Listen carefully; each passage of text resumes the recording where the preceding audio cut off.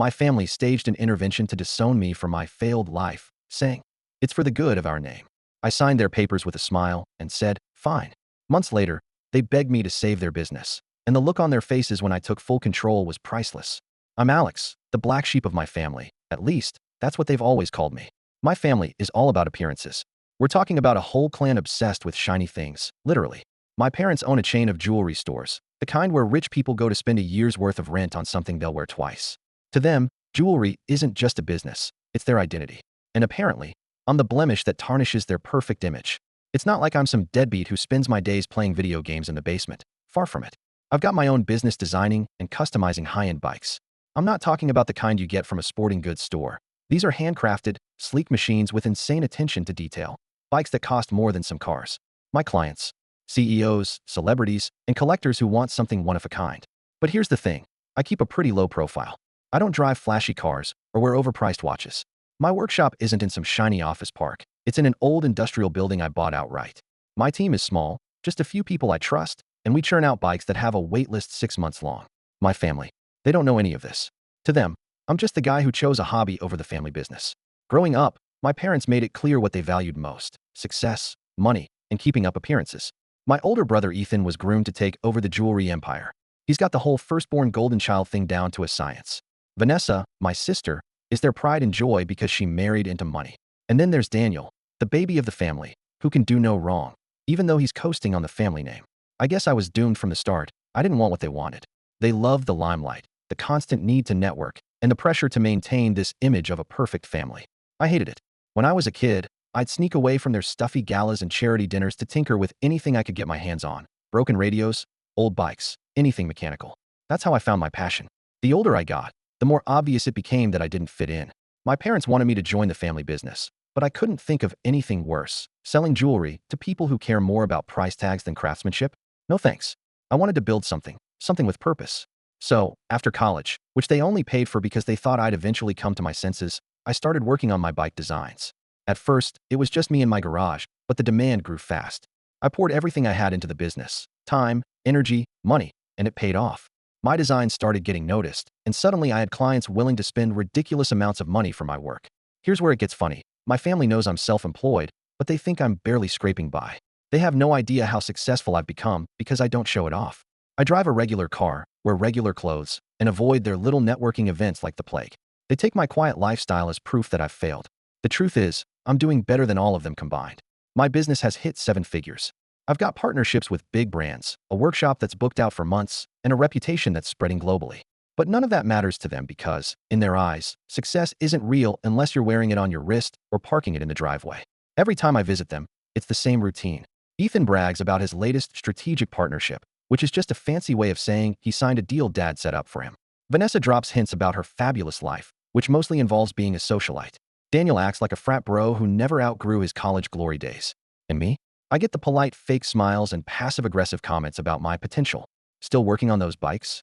Dad will ask in that tone that screams disappointment. Yeah, I'll say, keeping it short because there's no point in explaining myself. One time, Vanessa straight up asked if I needed help finding a real job. I laughed and told her I was good, but she gave me this look like she'd just done me a favor by suggesting it. The worst part is they don't even ask about my business. Not really.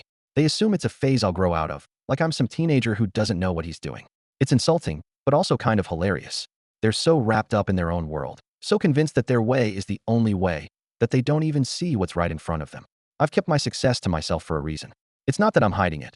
I just don't feel the need to prove anything. My work speaks for itself, and the people who matter know the truth. My clients respect what I do, my team is incredible, and I've built something I'm genuinely proud of. I don't need their validation, and I definitely don't need their approval. But the thing is, they're not content to let me live my life. They've been dropping hints, subtle comments about how my choices reflect on the family. Apparently, not being a part of the jewelry business is some kind of betrayal. They act like I owe them something, like I'm letting them down by not falling in line. Ethan cornered me at one of Mom's dinner parties and started lecturing me about family legacy. He actually said, "You're either with us or against us." I almost choked on my drink. Against you? Dude, I'm just trying to live my life. And then, here we are. A text from Dad, short and sharp. Family meeting, 8 p.m. Be there. So I showed up to the family meeting, fully prepared for some sort of lecture, maybe even an argument. I wasn't prepared for the circus that was waiting for me.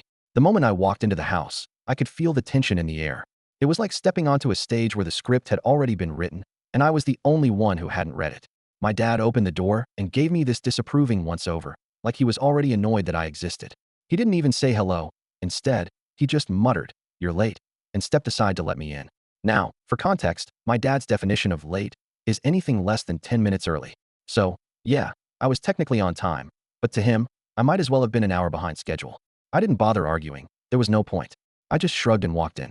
The house looked exactly the same as it always did, spotless, expensive, and completely soulless. Everything about it screamed, "Look how much money we have." From the oversized crystal chandelier in the foyer to the perfectly staged living room that no one actually used. It was all just a giant show. And speaking of the living room, that's where everyone was gathered, sitting in a perfect little semicircle like they were about to hold a press conference. Ethan was on one side, dressed in his usual business casual uniform, like he'd just come from a board meeting. Vanessa was perched next to him, scrolling through her phone, probably pretending to be busy. Daniel was sprawled out in a chair, looking like he didn't have a care in the world, but I knew him well enough to tell he was enjoying whatever drama was about to unfold. Then there was my mom, sitting off to the side like a nervous referee, wringing her hands and giving me that tight smile she always used when things were about to get uncomfortable. And of course, there was my designated chair, a single, lonely seat placed strategically in the center of the room, facing all of them. It was so obvious that this was an ambush that I almost laughed. Almost. Dad didn't waste any time. As soon as I sat down, he launched into his speech, talking about the importance of family unity and preserving the legacy. It was all very official, very rehearsed. Ethan chimed in at one point, using phrases like long-term strategy and brand image, which made me roll my eyes so hard I thought they might get stuck. Vanessa wasn't far behind, throwing in comments about how my choices were problematic and how they reflected on the family as a whole. She kept using words like reputation and status, as if those were the only things that mattered. Daniel didn't say much, but he didn't have to. He was just sitting there smirking, like he was watching his favorite TV show. I didn't say a word. I just let them talk, nodding occasionally to let them think I was listening. Honestly, it was kind of fascinating to see how much effort they'd put into this whole thing. They really thought they were staging some kind of intervention, like they were saving me from a life of failure and embarrassment. Eventually, Vanessa handed me a folder. She slid it across the coffee table like she was presenting me with some kind of sacred document. "This is for the good of the family," she said, her voice dripping with condescension. I opened the folder, and that's when I realized just how far they were willing to go. Inside were legal papers, all neatly organized and full of jargon. I didn't need a lawyer to understand the gist of it. It was simple. They were cutting me off. No inheritance, no ties to the family business, no association with the family name. For a second, I just stared at the papers, not because I was shocked. I'd seen this coming from a mile away, but because it was hilarious how seriously they were taking this. They really thought this was some kind of punishment. Dad leaned forward, his tone all serious and authoritative. "This isn't personal, Alex. It's about business. Your actions have consequences." I raised an eyebrow. "My actions? You've made choices that don't align with the family's values," Ethan said, like he was reading from a script. Vanessa nodded. "It's not just about you, Alex. It's about all of us. We have to protect the family name." I wanted to laugh, but I didn't. Instead, I flipped through the papers, pretending to read them carefully. The whole time, I could feel their eyes on me, waiting for my reaction. Finally, I looked up and said, "Where do I sign?" The room went dead silent. I don't think they were expecting that. My mom was the first to break the silence. "Alex, wait. Don't you think you should?" "Nope," I said, cutting her off. "This is exactly what you want, right? To cut me loose? Let's get it over with." Vanessa blinked, clearly thrown off. "It's not about cutting you loose. It's about setting boundaries." "Boundaries," I repeated, smirking. "Sure, let's call it that." Dad gestured to the bottom of the page. "Just sign there." So I did. I grabbed the pen, scrolled my name at the bottom, and handed the folder back to Vanessa. She looked like she didn't know whether to be relieved or insulted. "Is that all?" I asked, standing up. Dad frowned. "This isn't a joke, Alex. One day you'll understand that this was necessary." I nodded, already halfway to the door. "Yeah, I'll be sure to send you a thank you card when that day comes." As I walked out, I could feel their eyes on my back, but I didn't look back. They thought they were making some kind of statement, but all they'd done was prove what I'd known all along. They didn't understand me, and they never would. When I got back to my workshop that night, I didn't feel upset or defeated. Honestly, I felt relieved. That family meeting was just confirmation of something I'd known for years. I wasn't one of them. They had no idea who I was or what I'd built, and they weren't interested in finding out. I flicked on the lights in my workshop, and the hum of the fluorescent bulbs was more comforting than anything I'd felt sitting in that overdecorated house. The space was my sanctuary, walls lined with tools, shelves stacked with custom parts, and rows of partially built bikes waiting for me to bring them to life. It was all mine, built with my own 2 hands. My assistant, Ben, was still there, finishing up some late orders. He looked up as I walked in. "Hey, How'd it go? He asked, wiping his hands on a shop rag. They disowned me, I said casually, dropping my bag on the workbench. Ben blinked. Wait, like officially? Yep, I said, grabbing a half-finished frame from the rack and inspecting the welds. Signed the papers and everything. I'm no longer part of the family. He let out a low whistle. Goodness, you okay? I shrugged. Honestly, yeah. They think they cut me off, but I'm the one who's been carrying them emotionally for years. They did me a favor. We worked in silence for a while, the only sounds coming from the buzz of tools and the occasional clang of metal. It was peaceful, the kind of peace I'd never felt around my family. A couple of hours later, I logged into my business dashboard, and the numbers were enough to make me smile. Orders were through the roof. One of our recent designs had gone viral on a niche cycling forum, and now people were practically throwing money at us. Custom requests, bulk orders from international clients, even inquiries from a couple of big-name brands wanting to collaborate. It was overwhelming in the best way. My inbox was flooded with emails, and while most were business-related, there were a few that stood out. One was from a journalist who wanted to write a feature on me for a lifestyle magazine. Another was from a professional cyclist who wanted a custom bike for their next competition. And then there was the one that made me pause. A private client offering an absurd amount of money for a one-of-a-kind design. I leaned back in my chair and laughed. My family thought I was wasting my life tinkering with bikes, but this tinkering was bringing in more money than their jewelry business ever would. The thing is, I never cared about the money. Don't get me wrong. It's nice to be financially stable, to not have to worry about bills or debt, but that wasn't why I started this. I started it because I loved it, because I wanted to create something with my hands, something that was both functional and beautiful, something that mattered. But the money? That was a nice bonus. And the best part was, it let me keep building without compromise. I didn't have to answer to anyone, not investors, not shareholders, and definitely not my family. The next morning, I met with Josh, my business partner, at our favorite diner. Josh is one of those people who's always 10 steps ahead of everyone else. He's the reason we've been able to scale the business so quickly. All right, he said, sliding into the booth across from me. What's the plan? For what? I asked, sipping my coffee. For dealing with your family, he said. They're going to come crawling back eventually. You know that, right? I shrugged. Let them. I'm not going to waste my energy worrying about them. I've got bigger things to focus on. Josh smirked. Fair enough. Speaking of bigger things, we need to talk about this. He pulled out his laptop and showed me an email from one of our suppliers. They were offering us an exclusive deal on some new materials, but we'd have to commit to a larger production run than usual. Can we handle it? I asked. Easily, Josh said. With the orders we've got coming in, we could double our output and still have room to breathe. This is a no-brainer. Do it, I said. Josh grinned. Done. As the weeks went by, things only got better. The magazine feature came out, and it was a game changer. The journalist wrote this glowing article about how I'd turned a passion for bikes into a thriving business, complete with photos of our workshop and some of our best designs. The response was insane. Orders tripled overnight, and our social media accounts exploded with new followers. We had to hire 2 more people just to keep up with the demand. Ben, who'd been with me since the garage days, started training the new hires while I focused on designing our next big project. It was exhausting, but in the best way. Every now and then, I'd think about my family, not in a sad or nostalgic way, but more like curiosity. I wondered if they'd seen the article or heard about the business.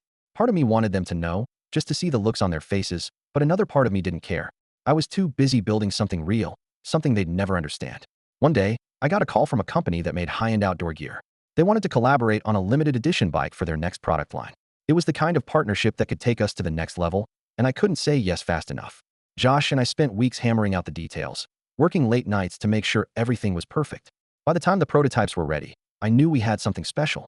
The launch was a massive success. The bike sold out within hours, and the buzz around the collaboration put us on the map in a way we'd never been before. Suddenly, we weren't just a small niche business, we were a brand. And through it all, my family was silent. Not a call, not a text, nothing. I didn't know if they were ignoring me or if they were just clueless about what I was doing. Either way, it didn't matter. Their silence didn't last long, though. It started with a text. We need to talk. Urgent family matters. Vanessa was the first to break the silence, as I figured she would be. My siblings were predictable like that. She always liked being the peacemaker when things got messy, but her version of peace usually involved making sure everyone saw her as the voice of reason. I ignored it. Then came another one, this time from Ethan. Alex, let's meet. I think there's been a misunderstanding. That made me laugh out loud. A misunderstanding? The same guy who sat there with his perfect posture, watching me sign away my inheritance, now thought we had a little miscommunication? Yeah, sure. I didn't reply to him either. The texts kept rolling in over the next few days, each one more desperate than the last. Daniel's finally showed up too, though his was just as lazy as he was. Yo, you around? Stuff's happening. Real poetic, that one. But the one that made me pause was from my dad. Come home. We need you. That was when I knew something had shifted. Dad didn't ask for things. He commanded, expected, demanded. Come home, was about as close to begging as he'd ever get. At first, I wasn't sure if I wanted to respond.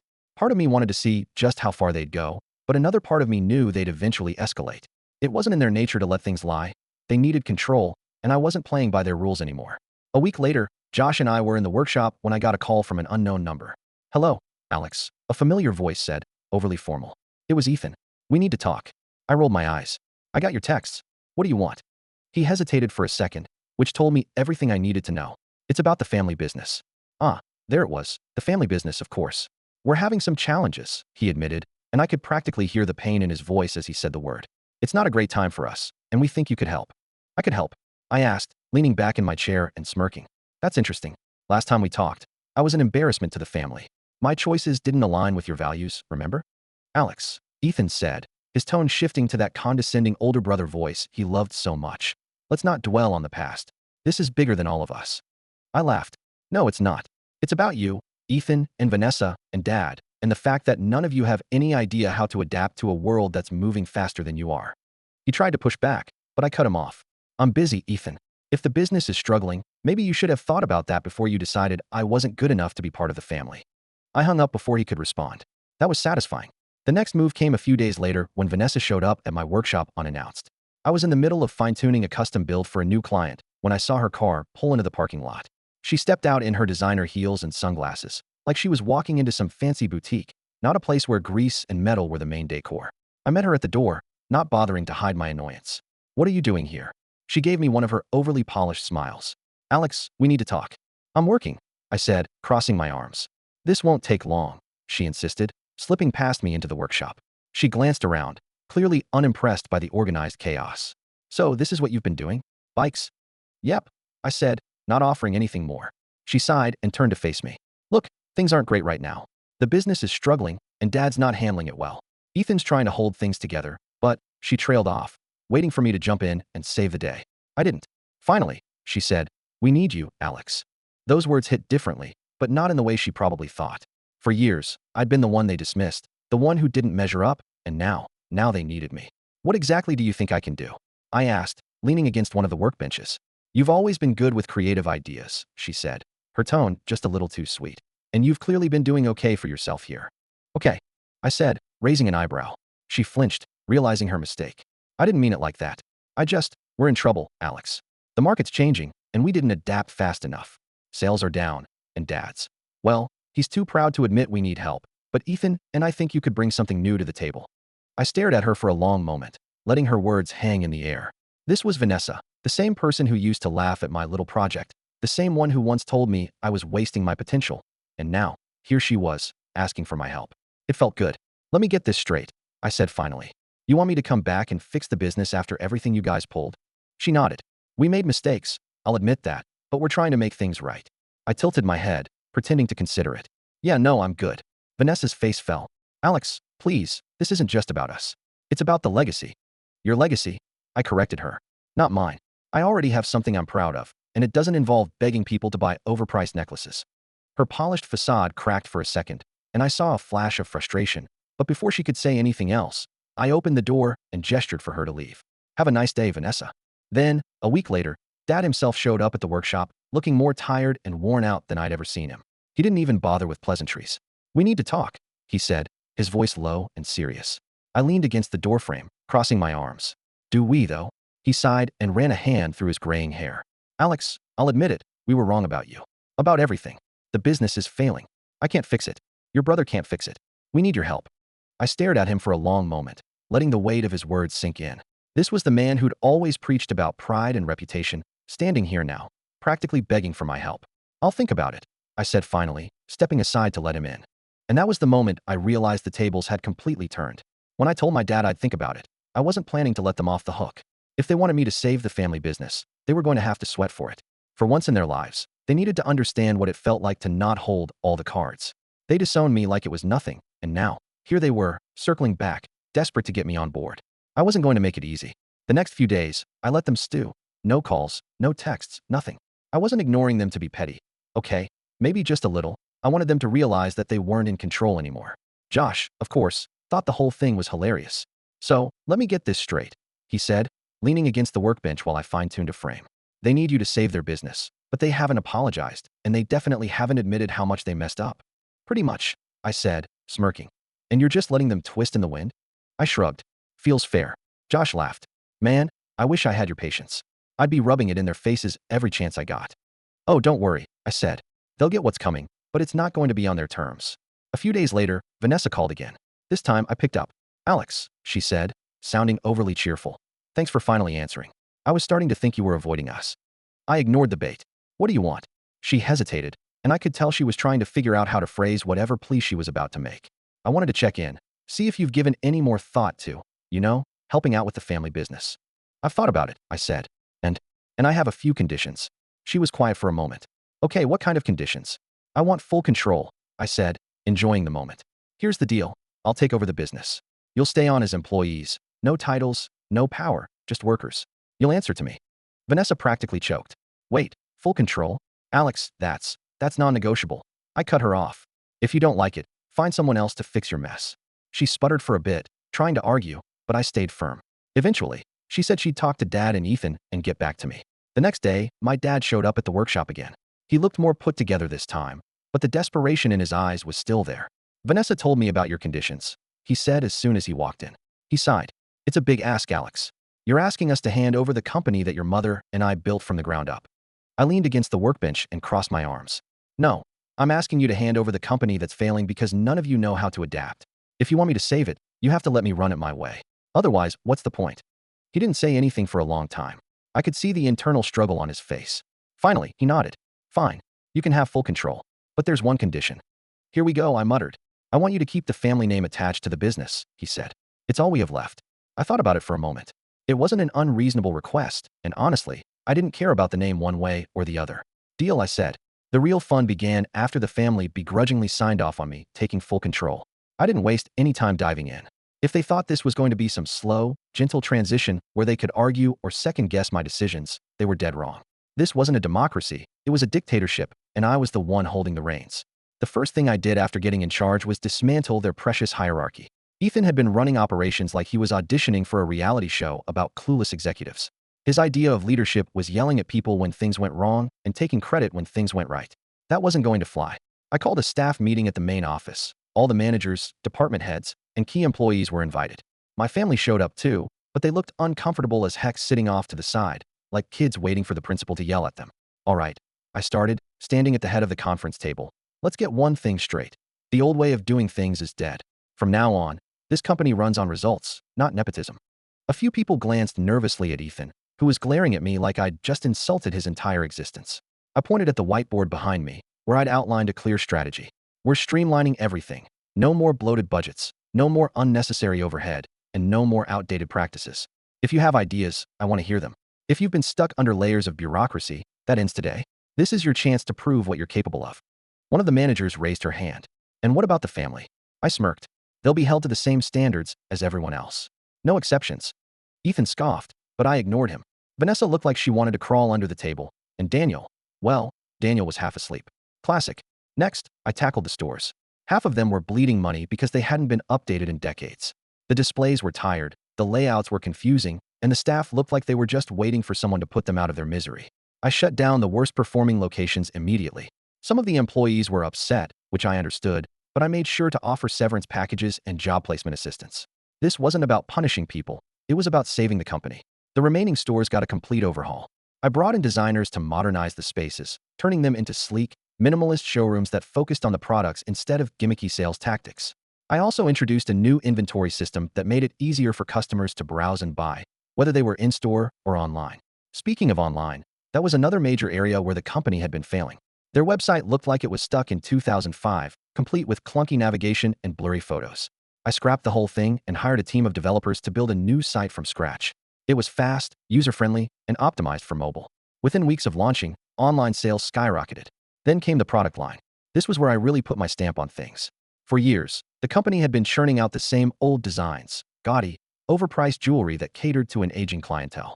It was fine for the older crowd, but it completely ignored younger customers who wanted something fresh and modern. I introduced a new collection focused on minimalist, sustainable designs. Think elegant pieces made from recycled materials with a focus on craftsmanship and storytelling. Each piece came with a card explaining where the materials came from and how they were repurposed. It was a hit. People loved the idea of owning something unique that didn't come at the expense of the environment. At first, Vanessa hated the idea. She argued that it was too risky and not what our customers expect. But when the numbers started coming in, she had to admit I was right. Of course, not everything went smoothly. There were plenty of moments where I had to deal with pushback, mostly from my own family.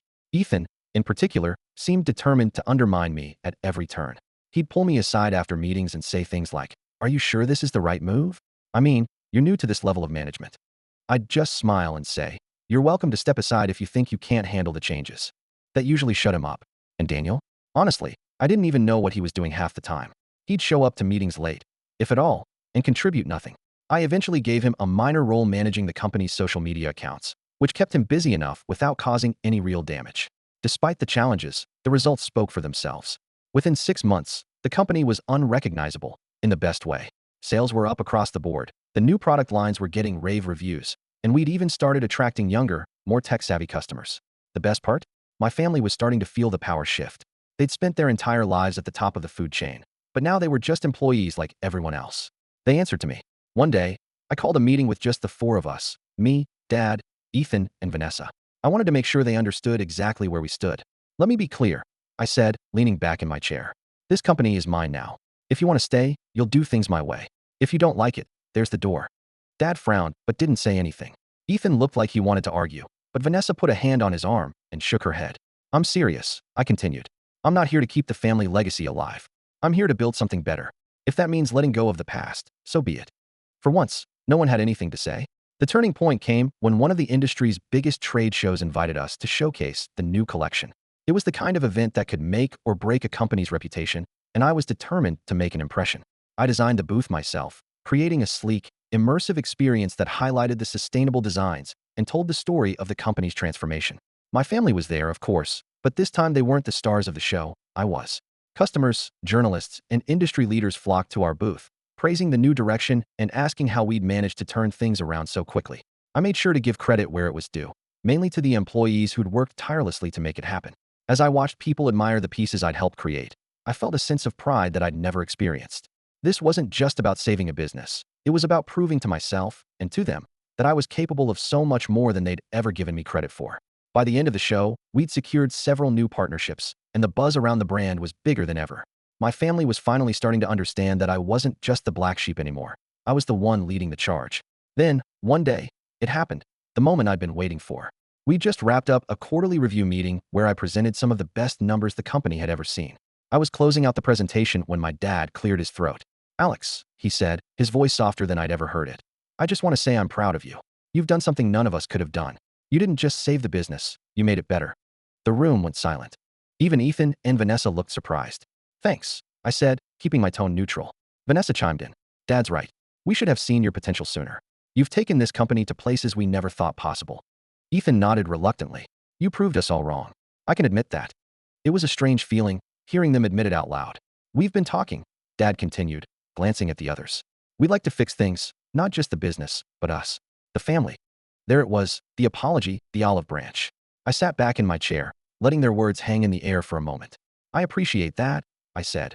"But let's be honest, you didn't want me in the family until I became useful. That's not something I can forget." Vanessa looked down, clearly uncomfortable, but she didn't argue. "I'm not interested in pretending everything's fine," I continued. "What we have now works. We're working together, that's it. I don't need anything more." Ethan frowned. "Alex, come on, we're family. We made mistakes, but we're trying to make it right." "You're trying to make it right because you have no choice," I said, keeping my tone calm. "If this business had gone under, you wouldn't be here right now. Let's not rewrite history." Dad looked like he wanted to argue, but then he sighed and nodded. "Fair enough. Here's the deal," I said, standing up and gathering my notes. "I'll keep running the business, and you'll keep doing your jobs. But outside of that, we're good where we are. No more pretending to be a happy family. We tried that, and it didn't work." The room was quiet as I left the meeting, but I didn't feel bad about it. I wasn't angry, and I wasn't bitter. I just knew where I stood, and I wasn't going to let them cross that line again.